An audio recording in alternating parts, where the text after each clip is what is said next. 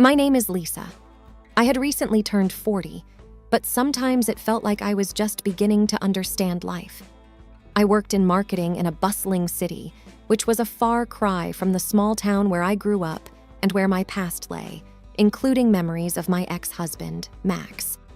I remember the first time I met Max. It was at a small cafe in our hometown.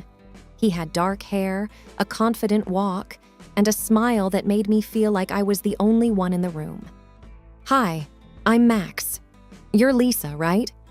he had said, offering a firm handshake that lingered a tad longer than necessary.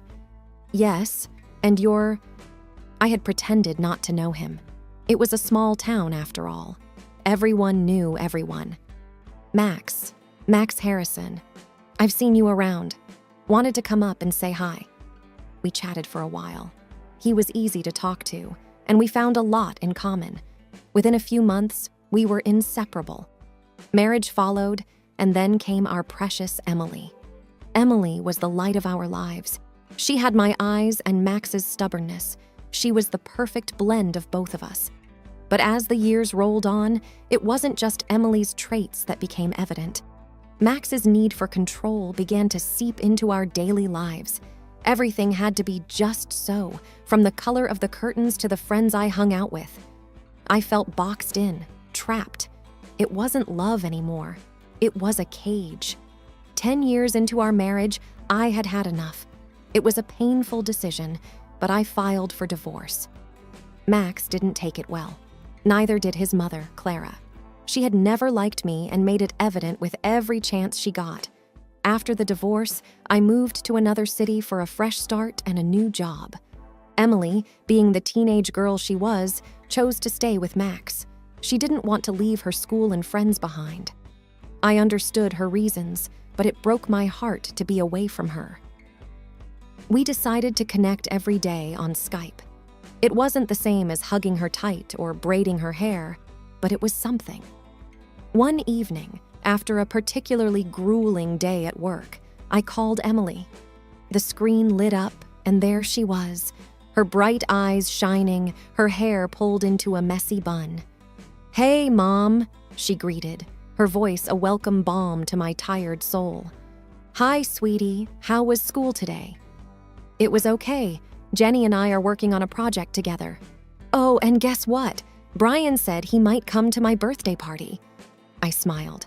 "That's great, Em. And speaking of your birthday, any idea what your dad is planning as a gift?" She hesitated, her eyes darting away from the screen. I'm not sure.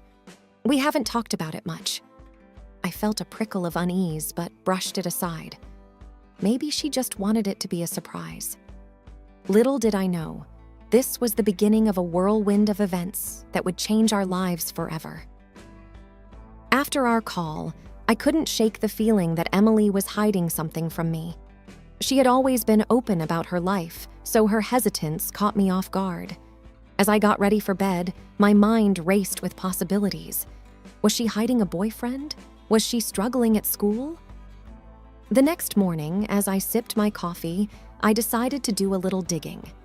I logged into the social media platform where Emily and her friends were most active. Using my mom account, which was really just a profile I created to keep an eye on her without being intrusive, I scrolled through her posts and those of her friends. That's when I stumbled upon it, a post from Emily that made my heart drop to my stomach. It read, "I'm cool, my father will give me plastic surgery for my birthday." The comments below were a mix of shock, excitement, and envy from her peers. I sat back in my chair, aghast. Plastic surgery? She was only 16. I quickly grabbed my phone and dialed Max's number. "Max," I began, trying to keep my voice steady, "is it true? Are you really planning to give Emily plastic surgery for her birthday?" There was a pause, and then his deep voice came through, dripping with irritation. "Why do you care? She's with me now. You made your choice." "It's not about us, Max. It's about Emily. She's just a kid." "She's not a kid anymore," he shot back. "Besides, it's something she wants." I could hear the defensiveness in his tone. Did she tell you that? Or did you put the idea in her head? Before he could respond, another voice chimed in. It was shrill and unmistakable. Clara. Yes, we'll get her plastic surgery because she looks too much like you. I was taken aback. Clara, why are you involved in this? She laughed, a bitter sound that made my skin crawl. Why wouldn't I be? She's my granddaughter. Enough, Clara, Max intervened, though there was no real force behind his words. Lisa, stay out of it. Emily's with me now. I won't stand by and let you make such a life-changing decision for her, I replied, my voice firm. Max sighed. She wants this, Lisa. It's not like we're forcing her. But why, Max? Why would she want something like this at her age? I don't have to explain myself to you, he retorted, and ended the call. I sat there, phone in hand, the weight of the revelation pressing down on me. My beautiful daughter, who I had always told was perfect just the way she was considering changing herself, and Max and Clara were encouraging it. Tears blurred my vision. I needed to do something. I had to talk to Emily, understand her perspective. Maybe, just maybe, I could make her see that she didn't need to change herself for anyone. Upon arriving in my hometown, the nostalgia of the familiar streets and places was overpowering. Still, my focus remained unwavering. I had to speak with Emily. Our chosen spot was Daisy's Delight, a cafe filled with memories of our shared times. Hey, Em, I began gently when she arrived, her presence filling me with both relief and anxiety. Mom, she said with a note of surprise in her voice. What are you doing here? Taking a deep breath, I decided to tackle the subject head on. I saw your post about the plastic surgery. Almost immediately, her face transformed from surprise to frustration. Why can't you just stay out of my life? Why do you always have to meddle? She shot back. Taken aback, I tried to explain. Em, I'm just concerned. It's a big decision. She slammed her hands on the table, drawing a few glances from nearby customers. This is my life, Mom. You left. You moved away and left me with Dad. You don't get a say in this. Emily, I tried to keep my voice steady. This isn't about us or where I live. It's about making sure you're not making a decision you might regret. She glared at me, her eyes glistening with anger. Dad and Grandma Clara think it's a good idea? Maybe if you were around more, you'd understand. I'm here now, I said quietly, trying to bridge the gap widening between us. And I just want what's best for you. She pushed her chair back abruptly. You always say that, but all you do is control everything, just like with Dad. Without another word, she stormed out of the cafe, leaving me stunned and worried amidst the remnants of our confrontation. The weight of our argument hung heavily on me. I couldn't shake the feeling of guilt and confusion. Was I being too controlling, or was I genuinely trying to protect Emily from a decision she might regret? As I pondered this, an idea struck me. Perhaps if Emily heard from people who loved her and saw her for the beautiful person she was, she might reconsider. Returning to my hotel room, I pulled out my laptop and signed into my social media account. I selected a beautiful picture of Emily and me from one of our recent vacations. The sun was setting, casting a golden hue, and our smiles were genuine and wide. With a deep breath, I typed, "My beautiful daughter, Emily. So proud of her every day. Every time I look at her, I see perfection. I see strength, intelligence, and beauty inside and out." Hitting post, I felt a mixture of hope and anxiety. The minutes felt like hours as I waited for reactions to come in. The first comment appeared from my college friend, Sarah. Emily has grown into such a beautiful young lady. She looks just like you, Lisa. Both gorgeous. Then another from my cousin Mark. Wow, time flies. Emily's a spitting image of you when you were her age. Absolutely stunning. More comments poured in, each one praising Emily for her natural beauty, intelligence, and charm. Feeling a little better, I decided to call my best friend Jane for some advice. "Hey, Lisa," Jane answered. "How's everything?" "Hey, Jane, it's been rough," I began, explaining the situation. Jane listened patiently, then said, "You know, kids at Emily's age are often influenced by so many factors. Peer pressure, the desire to fit in, and sometimes, unfortunately, by family too." "I know," I replied, "but I just want her to see how amazing she already is. You've done your part. Sometimes affirmation from others can be powerful. Let her see how others view her." And she was right. Later that evening, my phone buzzed with a new message. It was from Emily. "Hey, Mom, I saw your post," her message began, "and I read all the comments. It's a lot to take in." I replied immediately, "I just wanted to remind you of how many people love and appreciate you for who you are." There was a pause before she wrote back, "Thanks, Mom. I've been thinking a lot. Can we meet tomorrow?" Relief washed over me. "Of course, Em. Anytime." It was a small victory, but it was a start. The power of kind words and affirmation had managed to pierce through the cloud of confusion and doubt, if only just a little. The sun was high in the sky as I approached the house where I once lived. My memories of it were interlaced with emotions, both fond and painful. I took a deep breath and rang the doorbell, bracing myself for the confrontation. Clara, with her signature tight bun, answered the door. Her eyes narrowed at the sight of me. "Lisa," she remarked, her voice cold. "I need to speak with Max," I said, meeting her gaze with determination.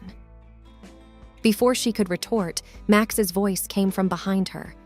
"Let her in, Mom." Stepping into the familiar living room, I felt a rush of past memories. But there was no time for sentimentality. "We need to talk about Emily," I began. Max, his face betraying a mixture of annoyance and defiance, said, "I knew you'd have something to say about it." "Why the surgery, Max?" I asked, trying to keep my voice even. "She's just a child." He exhaled sharply, his gaze unwavering. "She looks too much like you, Lisa." I was taken aback. What does that even mean? Clara, never one to stay silent, added, "Every time we see her, we're reminded of you, of everything that went wrong."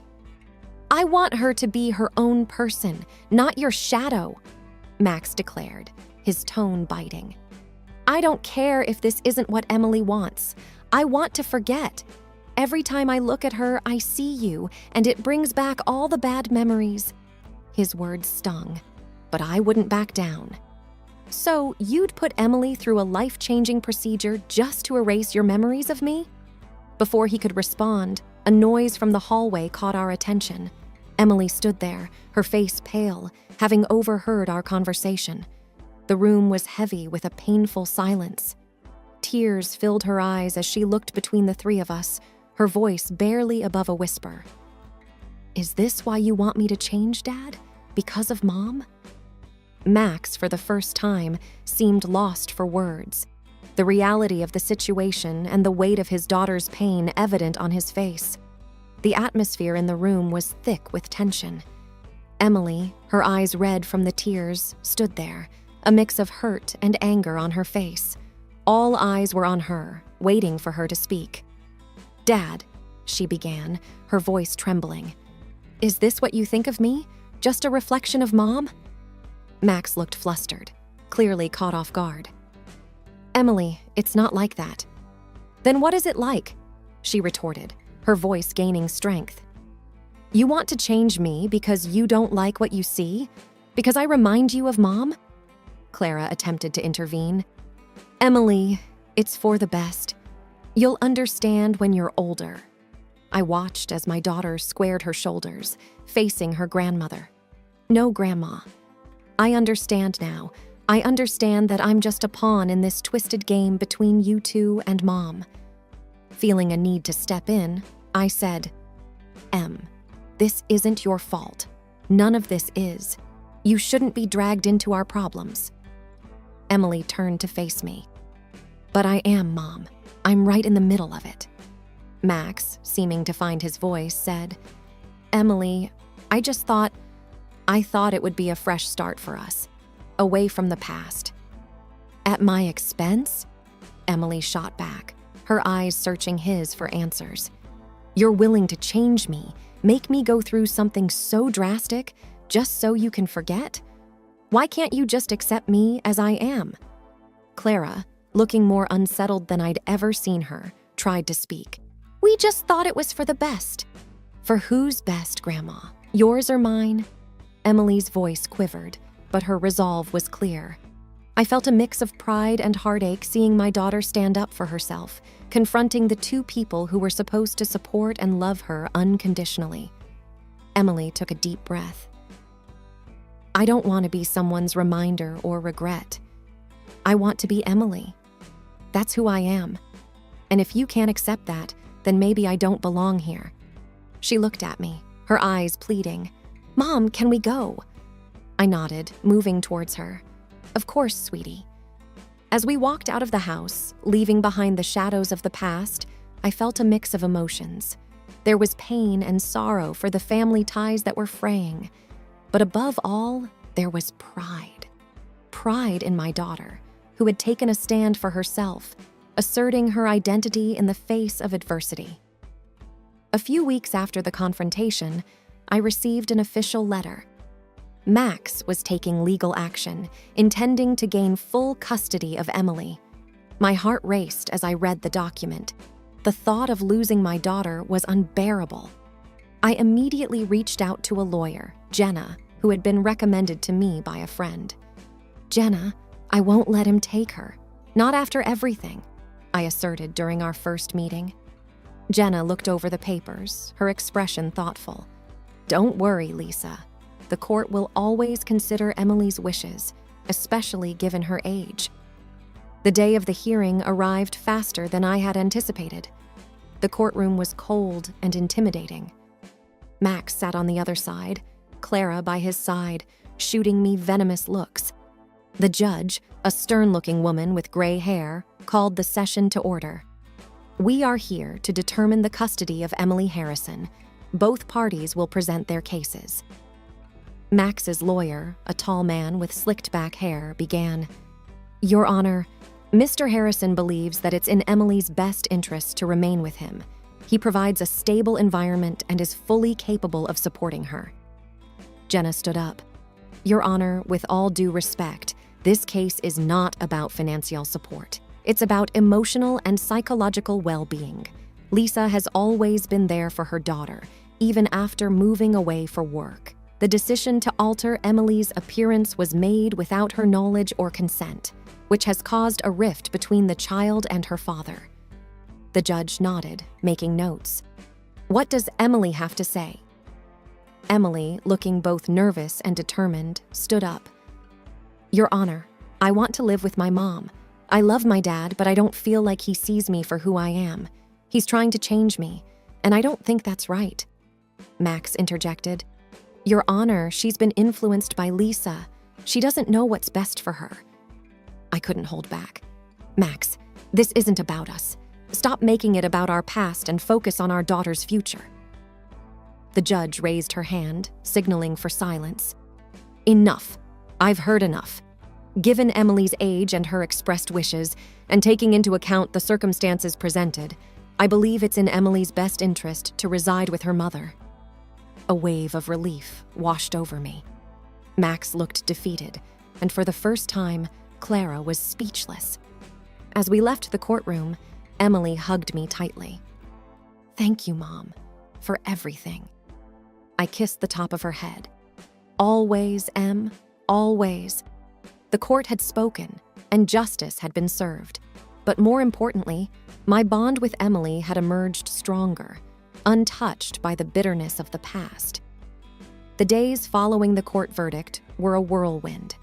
Emily and I packed up her things from Max's house, a process that was surprisingly smooth, with Max avoiding confrontation. As we packed her things into boxes, Emily came across an old family photo album. She hesitated for a moment, then handed it to me. "Remember this, Mom?" I opened the album, looking at pictures from happier times, beach vacations, birthdays, and Christmases. "Yes, sweetie, I do.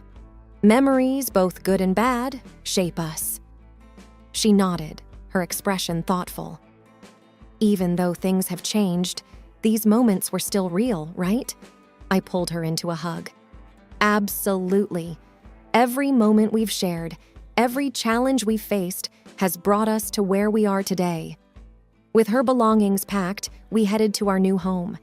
It was a cozy apartment I had rented in a nice part of the city, close to Emily's new school. As we arranged her room, the doorbell rang. Opening the door, I found Jane, my best friend, with a big housewarming basket. "Thought you two could use some treats," Jane said with a smile. Emily's face lit up, seeing the basket filled with her favorite goodies. "Thanks, Aunt Jane." As the evening settled, the three of us sat on the balcony, enjoying the city lights. Jane turned to me. "You know, Lisa, you've shown immense strength through all of this." I took a deep breath. It was tough, but I had to stand up for Emily, for us. Emily, sipping her hot cocoa, chimed in. "And I'm glad you did, Mom. It made me realize how important it is to be true to oneself." Jane nodded. "That's a valuable lesson, Em. One many adults take years to learn." As the night wore on, the three of us shared stories, laughter, and dreams for the future.